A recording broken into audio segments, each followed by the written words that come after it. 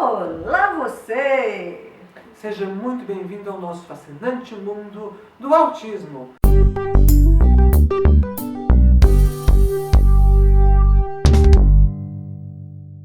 Aproveita que você tá aí, se inscreve no canal, dá o seu like e compartilhe!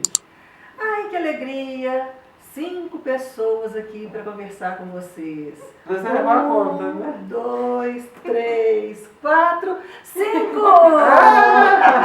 Agora que eu entendi. Ana Luísa está com a gente. Hoje é um dia muito especial porque a gente vai falar de família e nada Olha melhor. a cara do... É a cara da Tatiane Righetti, que é Tatiana Righetti. Tatiana Righetti, ele sempre me corrige, eu sempre falo Tatiana Righetti, Ana Luísa, gente, hello! Tatiana Righetti, que faz um trabalho fenomenal com as famílias.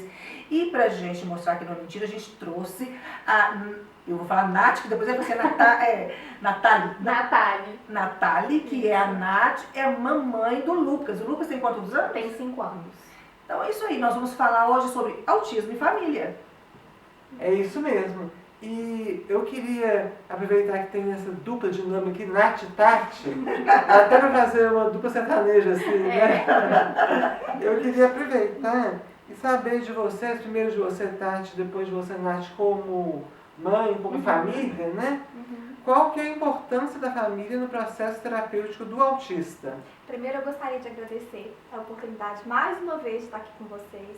Agradecer, Nath, por ter aceito o convite, né? Ai, obrigada. Eu que agradeço. Orgulhosa?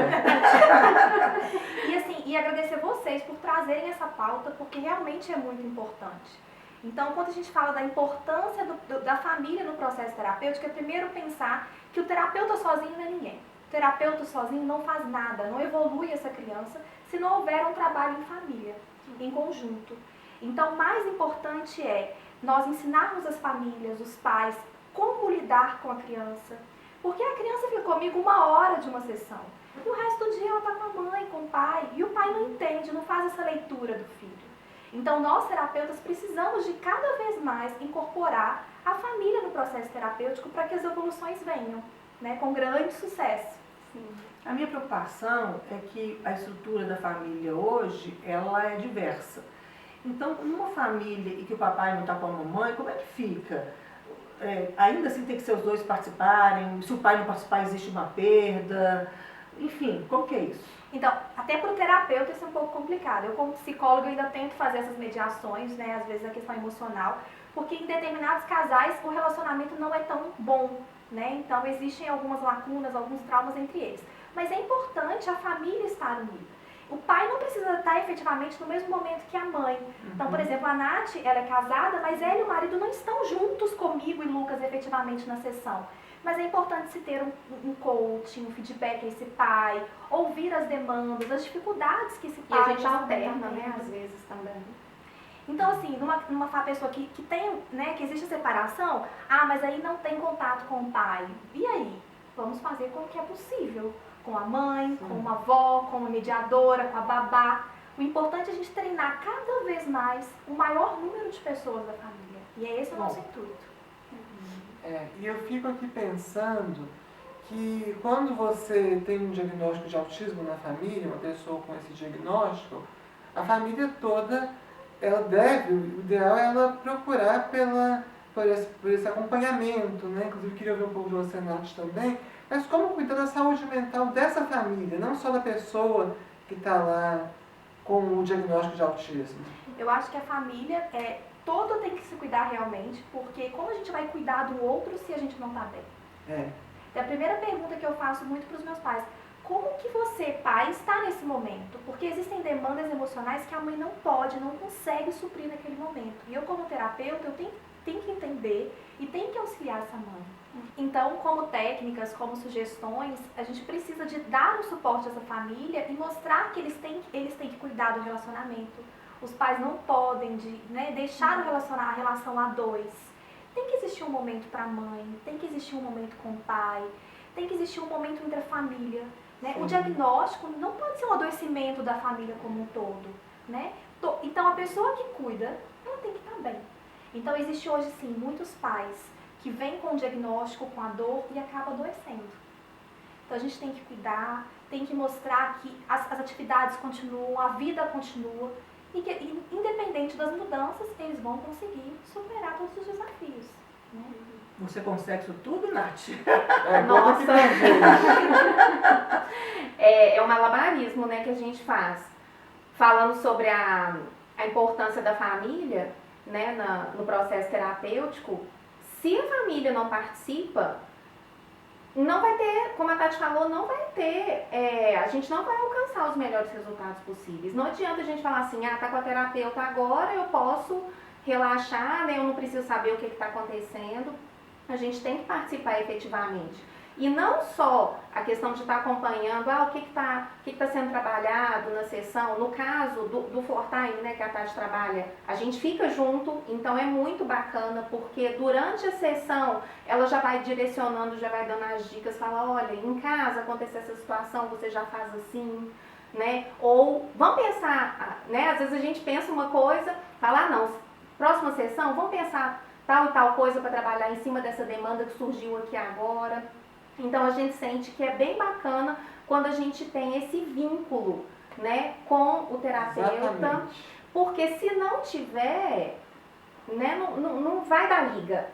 Porque a gente tem que ter uma relação de confiança com o terapeuta. A gente até brincou que antes, né, de começar, que passa a fazer parte da família também.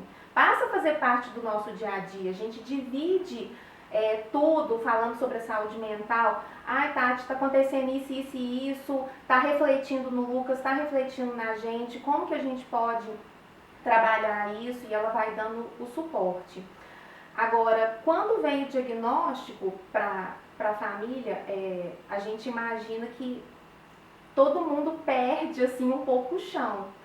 E a gente perde também um pouco a referência de ser uma família, no sentido de tudo vira terapia, né? Então a gente está num momento de brincar, vamos aproveitar para estimular isso aqui. A gente está vendo um filme, vamos aproveitar isso, vamos em tal lugar para fazer isso. Então a gente tem que tirar os momentos, é importante ter o momento do casal, é importante ter o momento de cada um, do pai e da mãe, para a gente ter a identidade, né, pessoal de cada um.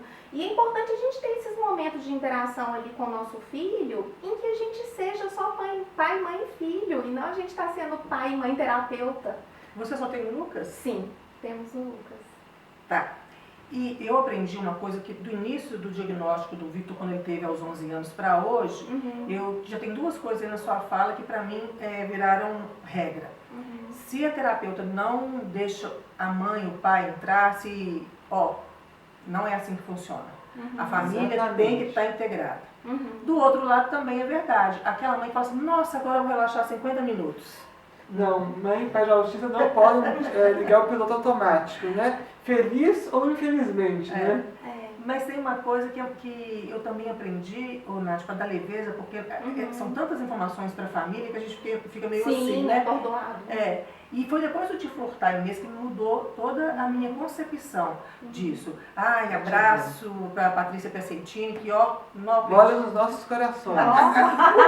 Floor Time é vida. E eu aprendi que você pode levar a vida com leveza, aproveitando tudo da vida, sem o peso de que estamos em terapia. Exato. Não é isso? Como é que esse treinamento de pais, então, pode acontecer, Tati? Então, é muito importante essa questão do treinamento de pais. Durante a sessão, a gente, no modelo, né, do Floor Time, o R, que é a relação, a família, ela é trabalhada no âmbito terapêutico, e existe um outro projeto, que é um outro trabalho, que é a supervisão de pais, orientação de pais, treinamento de pais, aí cada um coloca um nome específico, coaching de pais. Eu, particularmente, eu tenho o meu trabalho de supervisão de pais, faço muito à distância também, que a gente acha às vezes, como eu vou fazer alguma coisa à distância?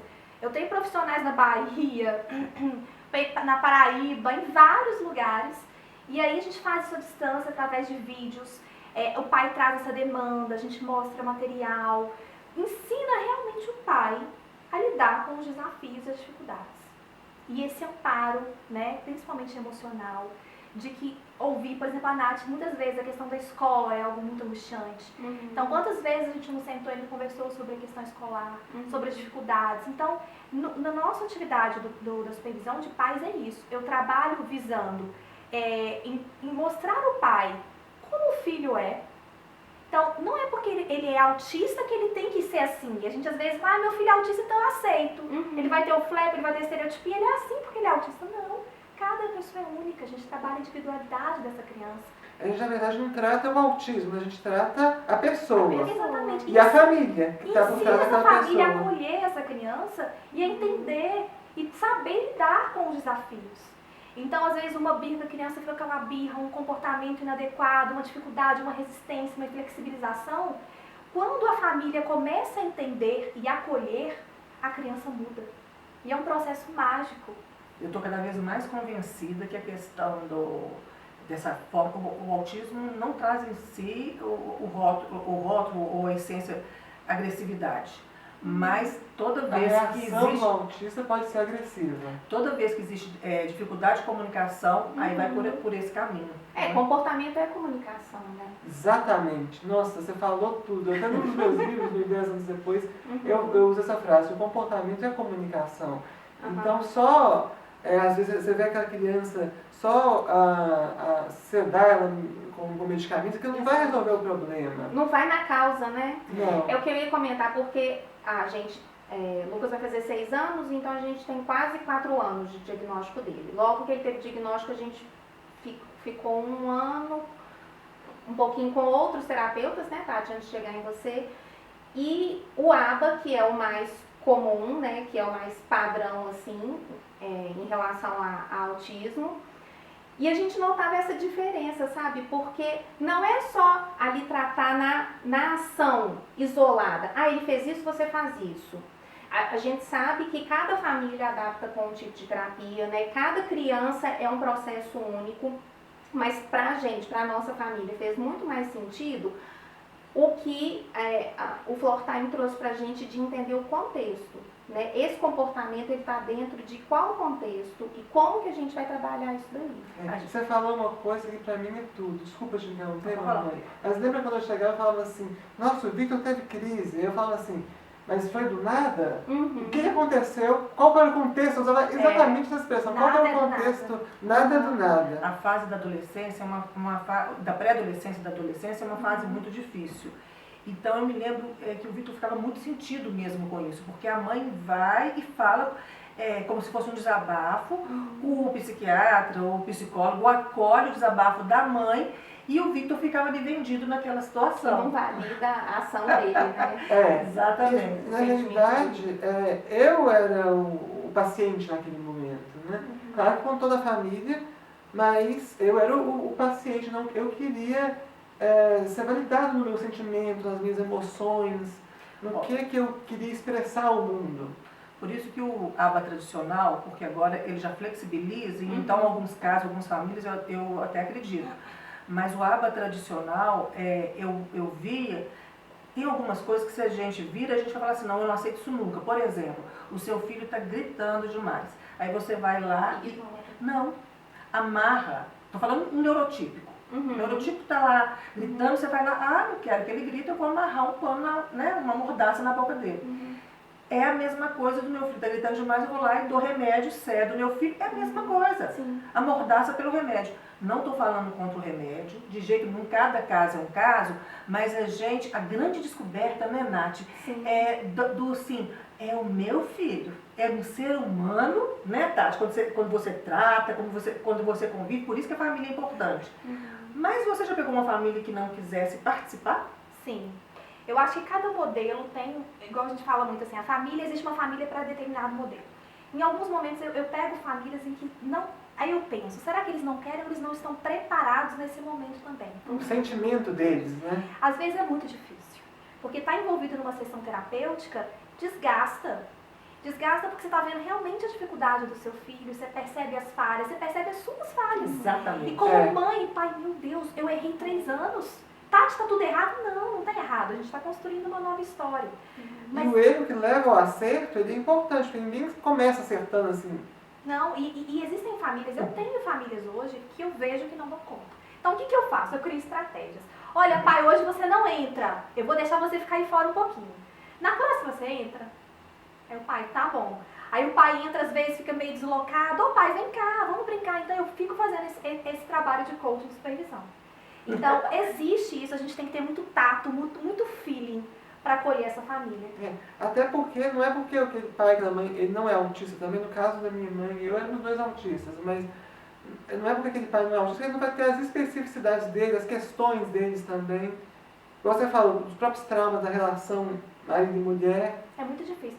E assim, fazendo um gancho do que vocês disseram, eu falo uma coisa que eu sempre repito. Pra mim só faz sentido, a gente só aprende quando a gente sente. Então a partir do momento que a gente sente, que a gente traz pra si, aí faz sentido. Então, por isso que é tão importante a gente se colocar no lugar do outro, validar o que a pessoa sente, o que ela pensa. Não adianta simplesmente eu virar e falar assim, tá errado, ou não para, ou não validar um sentimento.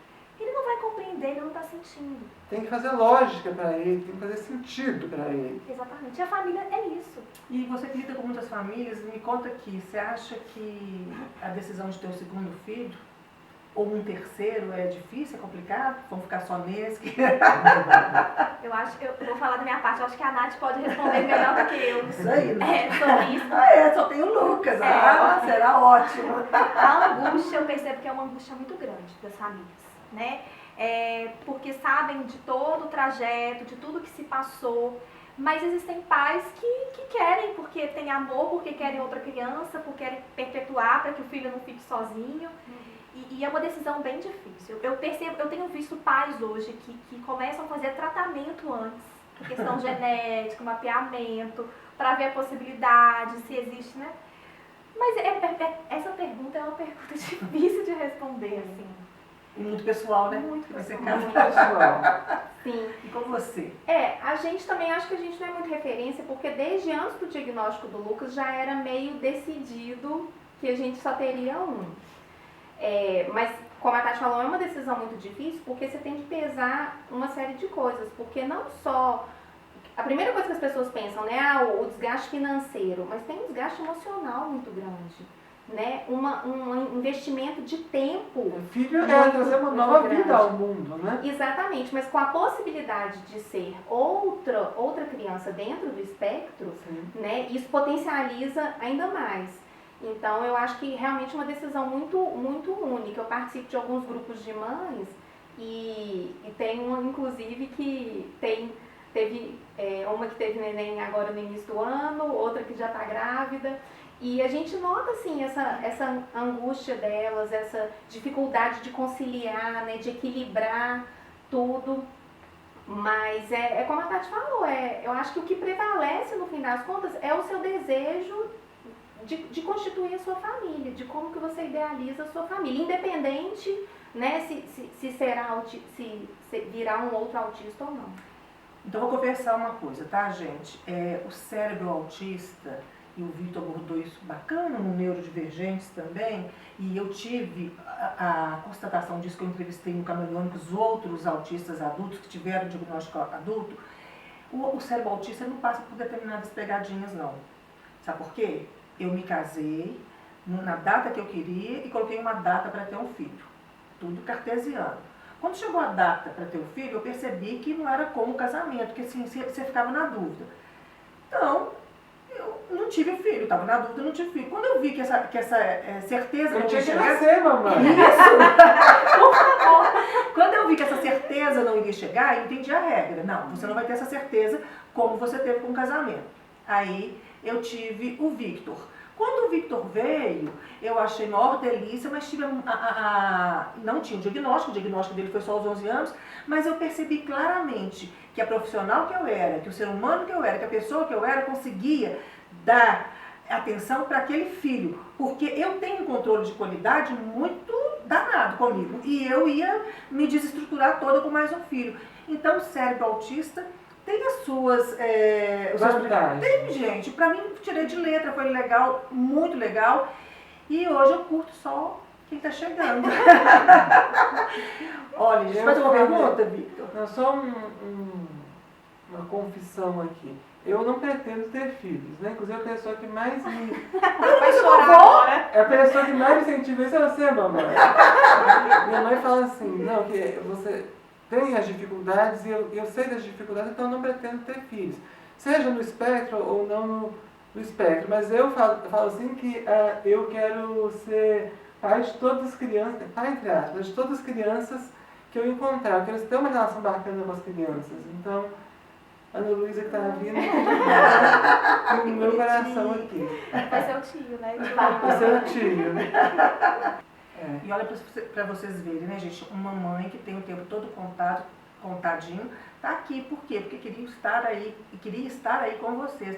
Mas eu que agradeço a oportunidade, né, da gente estar falando um pouquinho sobre esse assunto, até porque nós, mães e pais, né, do espectro, a gente sofre uma cobrança muito grande, né? Um julgamento social, muito né? grande. Julgamento. Então, eu acho que quanto mais oportunidade a gente tem de ter voz e de dar voz para os nossos filhos, né? Sim. Melhor, a gente só agradece. E seu filho é oralizado, né? Sim. Ah, tá.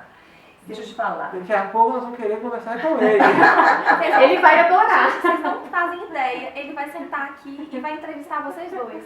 Tá prometido. A gente vai, numa próxima oportunidade, gravar um episódio do Lucas nos entrevistando. É isso mesmo. Gente, família é isso. Olha, vamos dar um abraço familiar aqui e despedir até o próximo programa. Tchau, tchau.